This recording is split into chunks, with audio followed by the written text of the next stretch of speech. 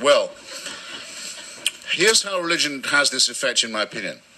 It is derived from the childhood of our species, from the bawling, fearful period of infancy. It comes from the time when we did not know that we lived on an orb. We thought we lived on a disk. And we did not know that we went round the sun, or that the sky was not a dome, when we didn't know that there was a germ theory to explain disease and innumerable theories for the explanation of things like famine. It comes from a time when we had no good answers, but because we are pattern-seeking animals, a good thing about us, and because we will prefer even a conspiracy theory or a junk theory to no theory at all, a bad thing about us, this is and was our first attempt at philosophy, just as in some ways it was our first attempt at science. And it was all founded on, and remains founded on, a complete misapprehension about the origins, first of the universe, and second, about human nature. We now know a great deal about the origins of the universe, and a great deal about our own nature. I've just had my DNA sequenced by National Geographic. You should all, by the way, get this done. It's incredibly important to find out how racism and creationism have been abolished by this extraordinary scientific breakthrough, how you can find out your kinship with all your fellow creatures originating in Africa, but also your kinship with other forms of life, including not just animal, but plant. And you get an idea of how you are part of nature and how that's wonderful enough. And we know from Stephen Hawking and from many others, Stephen Weinberg and many other great physicists, an enormous amount now about what Professor Weinberg's brilliant book calls the first 3 minutes, the concept of the Big Bang. And we can be as sure as we can probably need be that neither this enormous explosion that set the universe in motion, which is still moving away from us at a great rate, nor this amazingly complex billion-year period of evolution, we can be pretty certain it was not designed so that you and I could be meeting in this room. We are not the objects of either of these plans. These plans don't know we're here. Sorry to say, wouldn't know or care if we stopped being here. We have to face this alone with the equipment, intellectual and moral, that we've been given, or that we've acquired, or that is innate to us. And here's another way in which religion poisons matters. It begins by saying, well, why don't we lie to ourselves instead?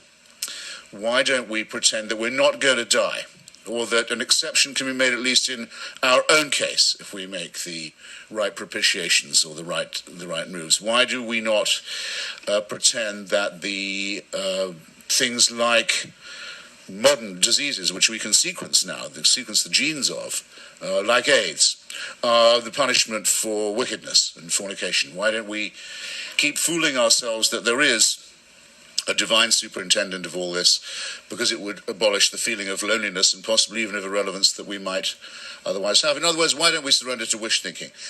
That poisons everything, in my opinion, right away. It attacks the very basic integrity that we need to conduct the scrupulous inquiries, investigations, experiments, interrogations of evidence that we need to survive and to prosper and to grow. And it's no coincidence, no accident, that almost every scientific advance has been made in the teeth of religious opposition of one form or another that says we shouldn't be tampering with God's design. I suppose the most recent and most dangerous one of these is the attempt to limit stem cell research. But everyone could probably think of other forms of scientific research and inquiry, especially medical, that had led to religious persecution in reprisal. Thirdly, it's an attack, I think, on what's also very important to us, our innate morality. If there's one point that I get made more than another to me when I go and debate religious people, it's this. They say, where would your morals come from if there was no God? It's a question that's posed in Dostoevsky's wonderful novel, The Brothers Karamazov. One of the brothers says, it's Smerdyakov, actually, the wicked one, says it. If God is dead, isn't everything permitted? Isn't everything permissible? Where would our ethics be if there was no superintending deity?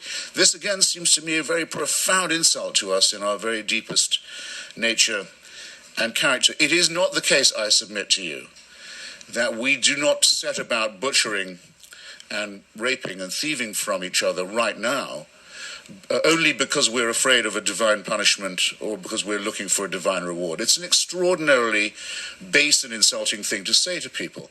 On my mother's side, some of my ancestry is Jewish.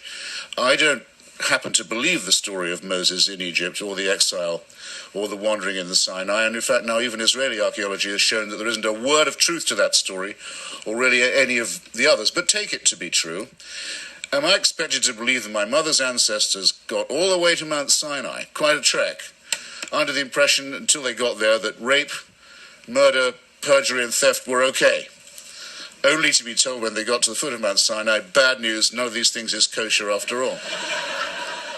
They're all forbidden. No, I don't think so. I think we can actually have a better explanation in every sense, superior as well as better, that no one would have been able to get as far as Mount Sinai or in any other mountain in any other direction unless they had known that human solidarity demands that we look upon each other as brothers and sisters and that we forbid activities such as murder, rape, perjury, and theft, that this is innate in us. Of those to whom it is not innate, the sociopaths who don't understand the needs of anyone but themselves, and the psychopaths who positively take pleasure in breaking these rules, well, all we can say is, according to one theory, they're also made in the image of God, which makes the image of God question rather problematic, does it not? Or that they can be explained by further and better research and have to be restrained and disciplined meanwhile. But in no sense here is religion a help where it claims to help most, which is to our morality, to ethics. Finally, I would say, not finally because I'm finished yet, I'm not quite done, don't relax. I hope everyone's got a drink, something to eat. But on the poison question, I think there's the real temptation of something very poisonous to human society and human relations, which is the fear of freedom. The wish to be slaves, the wish to be told what to do. Now, just as we all like to think, and we live under written documents and proclamations that encourage us to think that it is our birthright and our most precious need to be free, to be liberated, to be untrammeled, so we also know that unfortunately the innate in people is the servile, is the wish to be told what to do, is the adoration for strong and brutal and cruel leaders, that this other baser element of the human makeup has to be accounted for and gives us a great deal of trouble around the world as we speak. Religion, in my view, is a reification, a distillation of this wish to be a serf, to be a slave. Ask yourself if you really wish it was true that there was a celestial dictatorship that watched over you from the moment you were born, actually the moment you were conceived, all through life, night and day, knew your thoughts, waking and sleeping, could in fact convict you of thought crime. The absolute definition of a dictatorship can convict you for what you think, or what you privately want, what you're talking about to yourself, that monitors you like this, under permanent surveillance, control, and supervision, and doesn't even let go of you when you're dead, because that's when the real fun begins. Now, my question is this. Who wishes that were true? Who wants to lead the life of a serf in a celestial North Korea? I've been to North Korea. I'm one of the very few writers who has. I'm indeed the only writer who's been to all three axes of evil countries, Iran, Iraq, and North Korea. And I can tell you, North Korea is the most religious state I've ever been to. I used to wonder when I was a kid, what would it be like praising God and thanking him all day and all night? Well, now I know. Because North Korea is a completely worshipful state. It's set up only to do that, for adoration. And it's only one short of a trinity. They have a father and a son,